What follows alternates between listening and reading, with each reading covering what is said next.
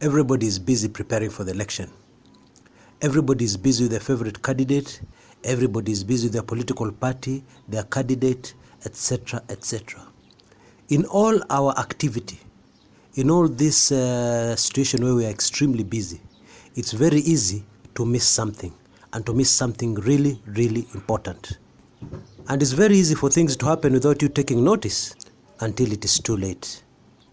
This man you see on the screen right now holds the lives, and I mean that literally, holds the lives of so many Kenyans in his hands. This is, of course, the chairman of the IEBC, Wafula Chebukati. Many Kenyans have not forgotten that other man called Kivuitu, Samuel Kivuitu, who has unfortunately passed on. Yeah, the man who actually gave the signal for the bloodletting to start in 2007. Yeah, by that I mean, by his very nature of the way he behaved, and then when he opened his mouth and uttered the results, that was a signal for the bloodletting to start.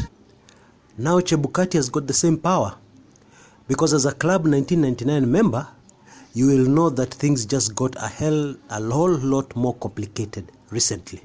Yeah, as far as the standing of the presidential voting patterns and how people are going to vote is concerned. Yeah, I'm sure you remember that from my last report. Now, Chebukati, of course, hails from the Bukusu community. You remember in my recordings I've told you there's no such tribe as Luhya. Instead, we have 17 tribes. Yes, I said 17 tribes, 17, yeah, which are all clustered together and given this title Luhya. And these tribes are very different. Some of them are as different as light and day. But in the wisdom of our former colonial masters, they saw it best to clump them all together, most probably for administrative purposes. Yeah? And the truth is that the Bukusu is the most influential and the most populous Luhya tribe, if you want to call all of them Luhyas. Okay? So Chairman Chebukati hails from that populous Luhya community. Yeah, the Bukusu.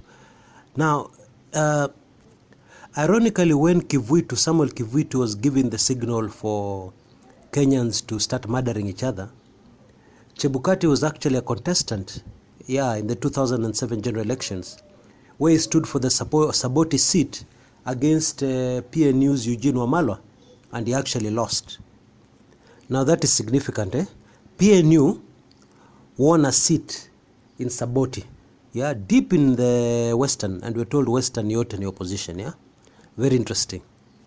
And this man, Chebukati, holds the fate, our fate, and the fate of Kenyans in his hands.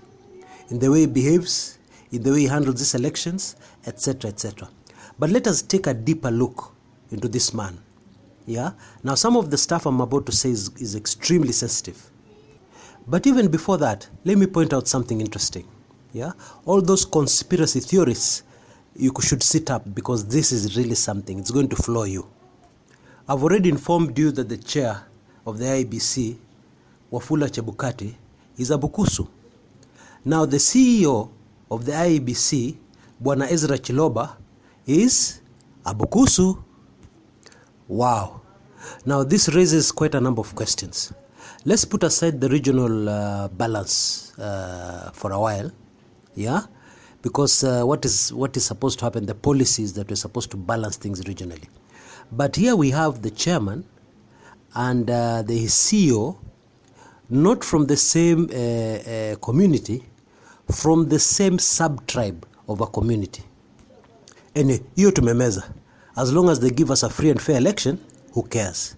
But wait for the rest. The chairman of the Jubilee Party Elections Board, Bwana Protas Kwoka Wanyonyi, is a Bukusu. Oh, and by the way, the chairman of the Ethics and Anti-Corruption Commission, EACC, the retired Anglican Archbishop Eliud Wabukala, is also a Bukusu. What do you think the rest of the Luhyas think? Eh? What do you think the rest of the Luhyas think about this? Now get me right here. I'm not being tribal, okay? My work as a servant of Club 1999 members is to give them inside information, tell them what is going on, okay?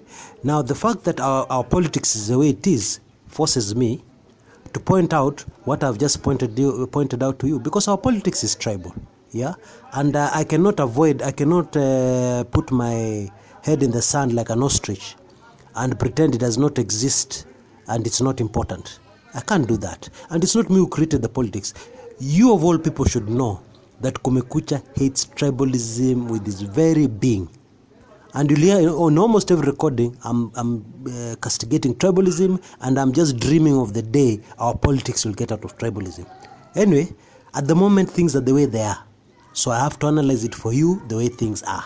It's not my creation. I've not created the situation. That's just the way things are. Now, the conclusion of this recording, or rather the conclusion of this video, I strongly advise you to sit down, because it will floor you. It's something that could make you lose balance, lose consciousness. I'm very serious. It's a very shocking thing. And of course, it's available to you Club 1999 members. If you're not yet a member, there's a link, or rather there's an address at the bottom there of a site you can visit to get all the information, yeah, and become a member immediately. You'll be able to take in this report. You'll be able to take in a lot of other information which I've covered here, and a lot that I've not covered, to the public. But in conclusion, the current political leanings in Western Kenya of the Bukusu is really surprising very many, because of the history of the Bukusu has been one of always being in the opposition, always fighting. Bukusus were at the forefront of the liberation of our country, the first liberation. They're also at the forefront of the second liberation. Yeah, the first liberation, we're talking about people like Masinde Muliro, who was amongst the first 8 African elected members. Yeah, remember my Tomboya series? Yeah, he was amongst the first 8. And those are the people who fought for independence. And then in the second liberation, the same Masinde Muliro and others like the late Michael Wamalwa Kijana were the forefront of fighting for the second liberation. Yeah, the freedoms we enjoy today. Club 1999 members will also remember that about 3 months ago, I carried a report which many people are puzzled about, and some of them even dismissed it.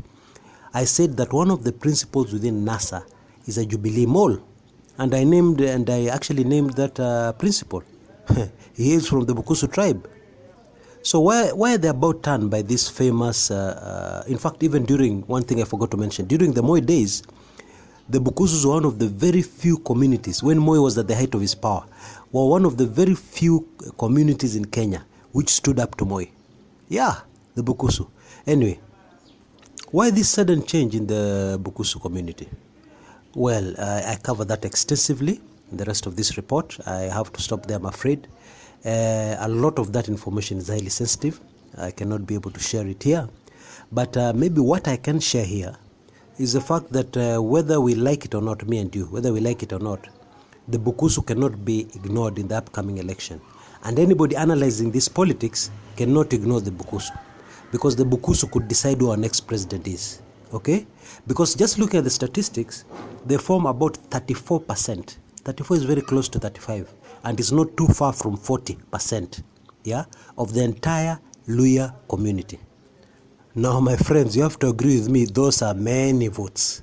Those are very many votes. So the question is, where are those votes going? On the ground, I can tell you, there are some, not everybody, but there are some who say about the Bukusu, the Bukusus now are talking. They say, we have been in government since 2003. Yeah, those are the days of Wamalwa Kijana. Okay? We've been in government since then. What they're implying is that we intend to stay in government. Okay? So that's one tip I've given you. But actually, it's much more complicated than that. And I cover this extensively in Club 1999. And of course, that includes the main topic about the chairman of the IEBC and what impact, what forces, what factors are going to be pressurizing him. And will obviously have an impact on whether he gives us a free and fair election or not. Thank you. This is Chris Kumekucha.